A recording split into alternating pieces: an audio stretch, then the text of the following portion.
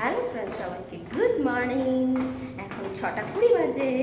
আমরা এখন যাচ্ছি স্কুলে। আমরা নয়, আশি যাচ্ছে স্কুলে। ঘুম ঘুম চোখে স্কুলে যাচ্ছে, কারণ কালকে ওখান থেকে ফিরতে ফিরতে প্রায় অনেকটাই রাত হয়ে গেছে। রাত হয়ে তারপর আবার বাড়িতে এসে পড়াশোনা করেছে, কারণ আজকে যেহেতু বিটি আছে, বিটি নয় কি এক্সাম আছে, ড্রয়িং, গান, ডান্স এসব এক্সাম রয়েছে, সেই কারণে। তাই তো ডিঙ্কা বাবু, কি খবর?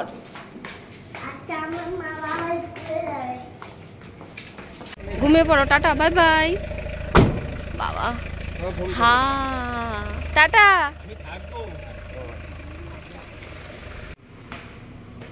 এই 4 তলায় উঠতে উঠতে হাল প্রায় খারাপ বাবা। কদিন ধরে আমাদের যে অভ্যাসটা হয়েছে সেটা হচ্ছে আমি আর আশি দুজনেই বালিশ ছাড়া ঘুমাই। দেখো, বিছানায় কোনো বালিশ নেই। আর এক্ষেত্রে একটা রেজাল্টও পেয়েছি দারুণ, সেটা হচ্ছে আমার যে ঘাড়ে ব্যথাটা ছিল সেই ব্যথাটা কিন্তু অনেকটাই কম ফিল করছি। এখন আবার দ্বিতীয়বারের জন্য ঘুমাবো, ঘুম থেকে উঠে আবার কথা হবে। সকালবেলা ঘুম থেকে উঠেই হাজব্যান্ডকে বলেছি, মানে উঠেই নয়, ওঠার আগে বলেছি, আশির আজকে এক্সাম আছে, তুমি একটু তাড়াতাড়ি মানে ফোন করো আমাকে। যাতে অ্যালার্ম দিয়েছি 2-3 বার, মানে 2-3বার অ্যালার্ম দিয়েছি। 5:50, 5:30, 6টায়, মানে পুরো ডট ডট করে অ্যালার্ম দিয়ে রেখেছি 3বার। তারপরেও ভয় লাগছে, মানে এক্সামের ক্ষেত্রে এটাই ভয় হয় যেন উঠতে পারবো নাকি। একবার অ্যালার্ম বাজলেই উঠে যাই, কিন্তু তাও আশি বাবাকে বলে রেখেছি আমাকে একটু ফোন করে জানিও। আর তিনি আমাকে 5টার সময় রেখে দিয়েছে। যাই হোক, তারপরে আর ঘুম হয়নি। এখন ওকে স্কুলে উঠিয়ে দিলাম, এখন হচ্ছে একটু ঘুমাবো। ঘুম থেকে উঠে তারপরে যেগুলো কাজ বাজ রয়েছে সেইগুলো। আর এই ক্ষেত্রে যেটা প্রবলেম হয়েছে সেটা হচ্ছে আমার এইটা এখান থেকে খুলে একদম নিচে পড়ে গেছিলো, তো সেইটাকে আবার লাগানোর ব্যবস্থা করতে হবে এই জায়গাটাতে, কারণ এই জায়গাটা যেহেতু আঠা দিয়ে লাগাতে হয়, এটা পুরো খুলে গেছে এই স্টিক থেকে এই পাশটা। হ্যালো ফ্রেন্ড, সবাইকে গুড মর্নিং। গুড মর্নিং শুনতে শুনতেই অর্ধেক ব্লগ শেষ, বলো।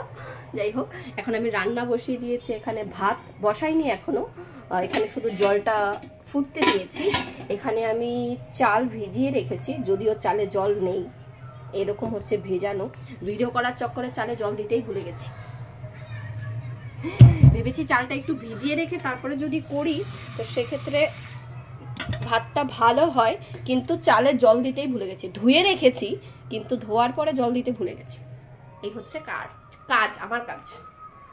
আমার এখানে ঘর দুয়ার সব পরিষ্কার হয়ে গেছে। ঘর দুয়ার নোংরা থাকলে জানো তো মনে হয় সারাদিনে কোনো কাজ হয়নি, ভীষণ পরিমাণে বিরক্ত লাগে। আর শুধু কতক্ষণে গোছাবো ভেতরে একটা টেনশন হয়। একে তো এই গরম, তার মধ্যে আবার ঘর অগোছালো থাকলে আরও গরম লাগে। আমার ক্ষেত্রে এটা হয়, আমি জানি না কার ক্ষেত্রে কি হয়। এই জন্য সকালবেলা ঘুম থেকে উঠে আগে ঘর সাফাই হলো। সাফাই হওয়ার পরে এখন আর এই নাইটিটা দিয়ে এত রং ওঠে, মানে কালার ওঠে, এটা এই জন্য ওয়াশিং মেশিনে দেওয়া যায় না। কারণ ওয়াশিং মেশিনে দিয়ে একবার আমি টের পেয়েছি সব জামা কাপড়ের মধ্যে একদম এই কালারটা দিয়ে ভরে গেছে, জাম কালার। বিছানা সব পরিষ্কার, মনটাও শান্তি, ফুরফুরে। চলো রান্না বান্না করে নিই। ফ্রিজে কালকে তো বললাম অনেক ধরনের মাছ বৌদি কিনে দিয়েছে, মানে বৌদিকে দিয়ে বাজার করিয়েছি, আমি নিয়ে এসছি। বাজার করতে যে কি পরিমাণে টেনশন লাগে, যারা মানে একা হাতে বাজার করো বা একা হাতে হ্যান্ডেল করো তারাই বুঝতে পারবে। এখানে এখন আমার রয়েছে,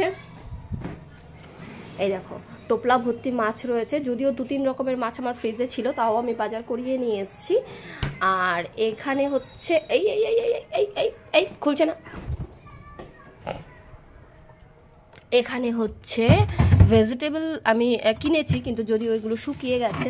কালকে পুঁইশাক রান্না করেছিলাম ওই বাড়িতে, কিন্তু পুঁইশাক আজকে আর খাবো না, দেখি কিছু ভাজা করব, নাহলে এই শাকটাকেই করব আজকে। এই শাকটার জন্য আলাদা করে বাদাম কিনে আনা হয়েছে, এই শাকটাই করবো আজকে। যেটা না থাকে সেটা খেতে ইচ্ছা করে, আমার ক্ষেত্রে এটা হয়। যখন যেটা থাকে তখন সেটা খেতে ইচ্ছা করে না, যখন যেটা না থাকে তখন সেটাই খেতে ইচ্ছা করে।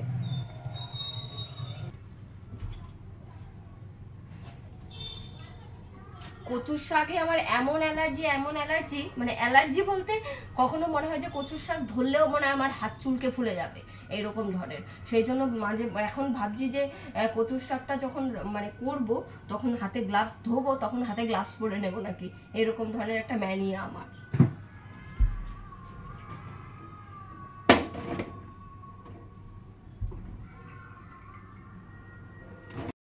ও আচ্ছা, এখানে আরেকটা কথা বলে রাখি, কচুর শাকটা যখন আমি দিয়েছিলাম তখন কিন্তু একটু তেঁতুল গুলে সেই জলটার মধ্যে দিয়ে দিয়েছিলাম, কারণ যদি গলা চুলকানোর ভয় থাকে, যেহেতু আমার ম্যানিয়া রয়েছে এটা।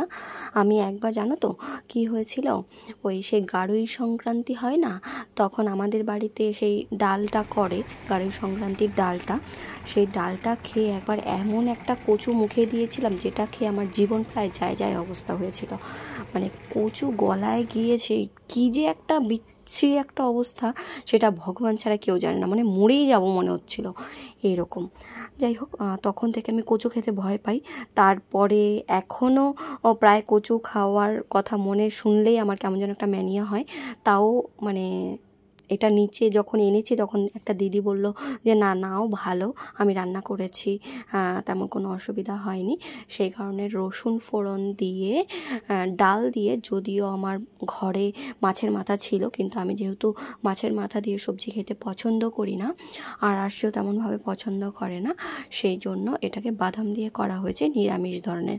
নিরামিষ নয়, যেহেতু রসুন দিয়েছি নিরামিষ বলা চলে না, কিন্তু এইরকম করে রান্না করলে ভীষণ ভালো হয়। কিন্তু জানো তো, ফ্রিজে রাখার কারণে কচুর শাকটা মনে হয় সেদ্ধ হতে অনেকটাই লেট হয়েছে, আর তেমন ভালো সেদ্ধও হয়নি, কিন্তু খেতে কিন্তু ভীষণই টেস্টি হবে মনে হচ্ছে। তোমাদের দেখে কি মনে হচ্ছে বলো? যারা নিরামিষ খাও বা এসব শাক ঠাক খেতে পছন্দ করো তাদের আমার মনে হয় ভালো লাগবে। আর কয়েকদিন ধরে আরশির ক্ষেত্রে যেই সুবিধাটা আমার হয়েছে সেটা হচ্ছে, আরশি আগে শাক ভেজিটেবল কিছুই খেতে চাইতো না, এখন ওকে বলা হয়েছে শাক ভেজিটেবল খেলে তোমার চুলটা তাড়াতাড়ি বেড়ে যাবে। সেই কারণে আরশি দুদিন পর পরই বলে আমার চুলটা বড় হয়েছে মা, আমি তো এখন শাক আর ভেজিটেবল সব কিছু খাই, আমার চুলটা বড় হয়েছে। সেইটা তোমাদের একদিন শোনাবো। প্রথমে ভেবেছিলাম শুধু বাটা মাছ দুটোই করব, মানে 2 পিস ছিল বাটা মাছ আর 3 পিস ছিল হচ্ছে তেলাপিয়া মাছ। যেহেতু অল্প অল্প এনেছিলাম, ওই 2-1 টুকরো করে রান্না করা হয়েছে, আর বাকিটা রয়েছিল ফ্রিজে। তো আজকে টোটালটাই বার করে নিয়েছি একবারে রান্না করে রাখার জন্য। যদিও 5 টুকরা হয়েছে, 5 টুকরা না 6 টুকরা, 5 টুকরা হয়েছে। যাই হোক, এটা দিয়ে আজকে হয়ে যাবে। এক্ষুনি আরশি স্কুল থেকে চলে এসছে, কারণ নিচে থেকে আমি বেলের আওয়াজ শুনতে পাচ্ছি, আর এখানে এখন একটু ওকে ওআরএস গুলিয়ে দিচ্ছিলাম। পাকা বললে ভালো। আমাদের এখন খাওয়া দাওয়া করব, দুপুরের খাওয়া দাওয়া। আরশির এসে স্কুল থেকে স্নান হয়ে গেছে, তাই তো?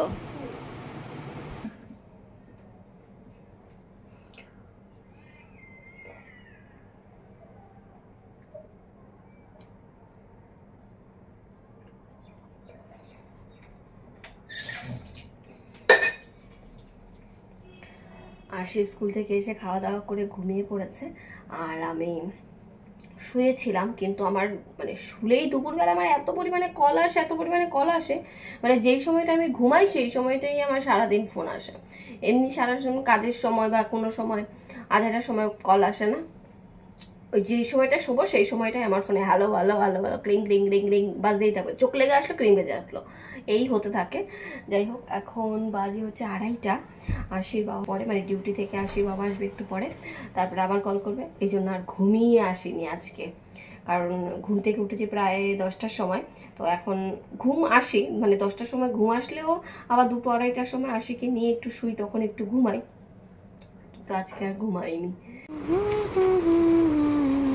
জীবন এখন নাই, যখন আমার 100 তখন সবাইকে দেখাবো তো?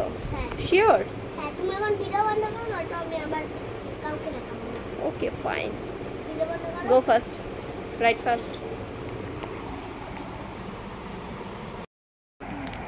এখন রাত বাজে 10টা। আমরা টিফিন করে আমাদের পেট ভরে গেছে। 8টার সময়, 8:30টার সময় 3টে ডিমের কি বলে পোচ, 3টে ডিমের পোচ খেয়েছি দুজনে। তারপরে আবার খেয়েছিলাম হচ্ছে চাল ভাজা মাখা, সেইটা খেয়ে এখন দুজনের একজনেরও আর খিদে লাগেনি, মানে খিদে পাইনি। যাই হোক, ওই ভাতটাকে আবার ফ্রিজে ঢুকিয়ে রাখলাম, ওইটাকে আবার কালকে গরম করে খেয়ে নিতে হবে। দুপুর দুপুরবেলা কালকে রান্না বান্নার চান্স নেই, রান্না বান্না করবো না, তাই তো? হবে তো? হ্যাঁ, আশির এখন একটু 10-15 মিনিট একটু ডিফারেন্ট গেম খেলবে, তারপরে হচ্ছে ঘুমাবে, আমিও ঘুমাবো, কারণ আজকে দুপুরবেলা ঘুমাইনি। আশির বাবা ফোন করেছিল, তারপরে এই মানে শুনেই ফোন আসে, সেই জন্য আর রাতে কিছু মানে রাতে বলছি দুপুরে আর ঘুম হয়নি, এখন ঘুমাবো। চলো তাহলে টাটা করে দাও সবাইকে। আসি, এখন আর মুখের দিকে তাকানোর সময় নেই, কারণ ফোন পেয়েছে। চলো টাটা, বাই বাই সবাইকে, গুড নাইট।